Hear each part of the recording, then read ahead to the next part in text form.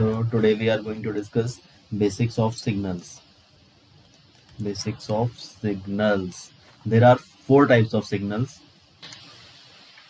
First is continuous in time and continuous in values. Now we have to discuss this. Let's take a signal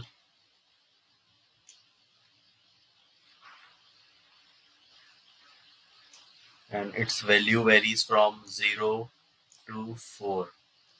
Let's name this signal as x of t. So we can see that the signal is present at every instance of a time between 0 to 4, and at every time we are getting the value. Let's suppose we need to we want to take the value at 2.4. So we will get 1.4. So we'll get the value at 1.4. If we want to take the value at 2.5, we'll get the value 2.5. So this is continuous in time as well as continuous in values. Now let's move forward to the second type of a signal. So the second type of a signal is continuous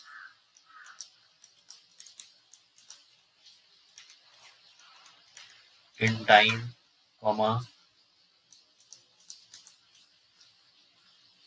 discrete in values. Now let's take a signal x of t.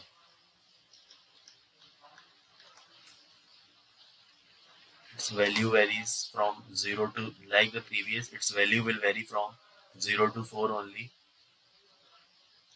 Let's name it as 4. This is 2 and this is 0.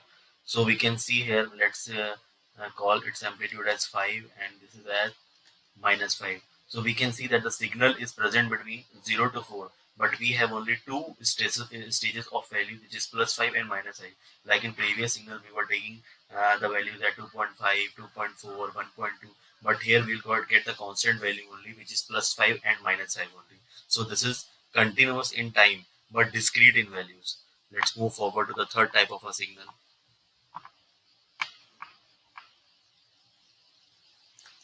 Third type of a signal will be continuous in values but discrete in time.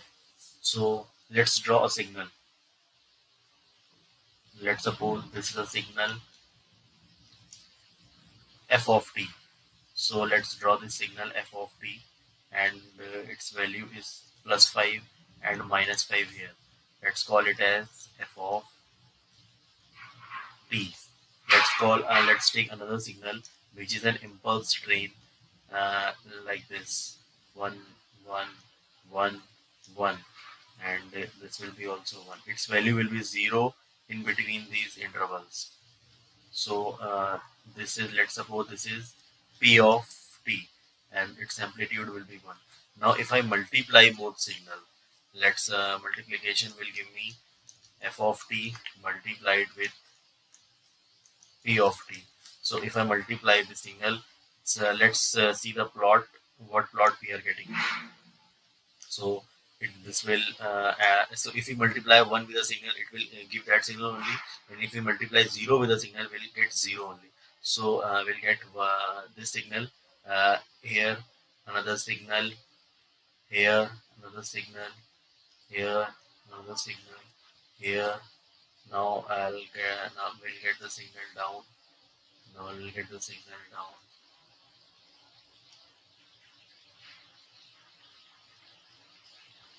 So for a time being, if let's call this signal as m of t, because I have taken this signal as a multiplication of f of t and p of t. So this will be the time axis. So if you want to check, if you join these dots, we can see that we are getting our original signal f of t only. So we can see here we are getting a continuous value between 0 to 4, but it is discrete in time. At each instance of time, we are not getting the signal. Let's suppose if we want I want a value at time interval of 2.4. I'll not get the value. I'll get the value at 1 only. If I want to take the values at 2.4, I'll not get the values because they are present at some other interval. So we can see that it is continuous in values but discrete in time. Now let's move forward to the fourth type of signal. So the fourth type of a signal will be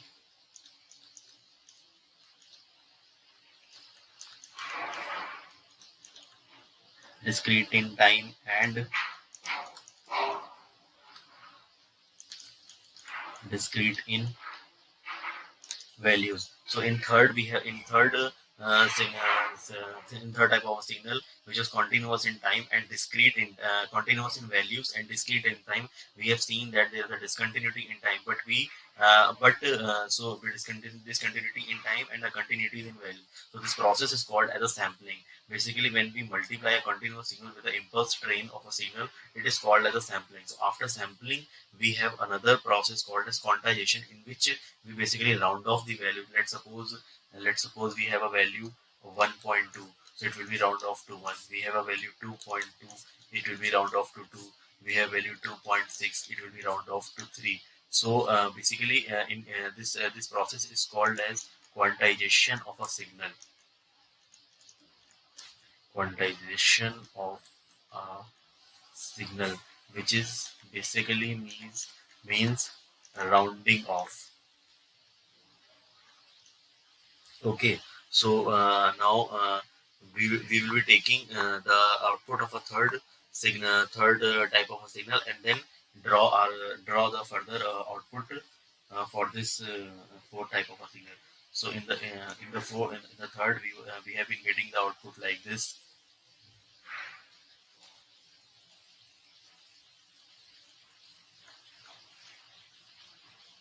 So initially this was 1.2, 2.4,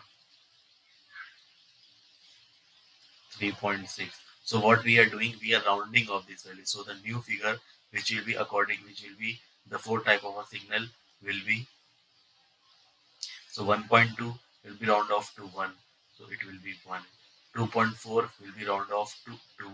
So this will be 2. 3.4, 3.6 will be round off to 4, and so on. So if we see that, we will get the signal at different instance of time, but now the continuity which we were obtaining in third type of a signal is destroyed. So this is discrete in time as well as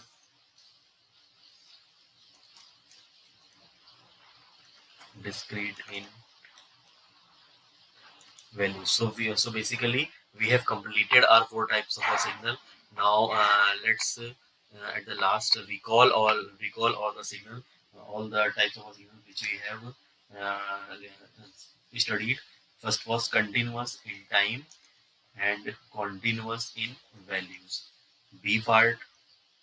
Second, what it is, continuous in time, comma, discrete in value.